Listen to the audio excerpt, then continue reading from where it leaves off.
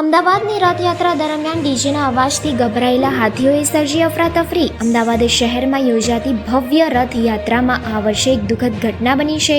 શોભાયાત્રા દરમિયાન રસ્તાની બાજુમાં ઊભેલા ડીજેના અવાજથી હાથીઓ અચાનક જ દહેશતમાં આવી ગયા અને ગાંડા થઈ ગયા હતા। તેમના અસહજ વલણને કારણે યાત્રામાં અફરાતફરીનો માહોલ સર્જાયો હતો। ઘટના દરમિયાન 3 જેટલા લોકોને ઈજા પહોંચી, જેને તાત્કાલિક એમ્બ્યુલન્સ મારફતે નજીકની હોસ્પિટલમાં સારવાર હેઠળ ખસેડવામાં આવ્યા છે। સ્થળ પર હાજર પોલીસ અને સ્વયંસેવી સંસ્થાઓએ સ્થિતિને કાબૂમાં લેવા માટે ઝડપી કાર્યવાહી કરી, પરંતુ અચાનક સર્જાયેલી ઘટમાળમાં યાત્રાળુઓમાં ગભરાટ ફેલાઈ ગઈ હતી।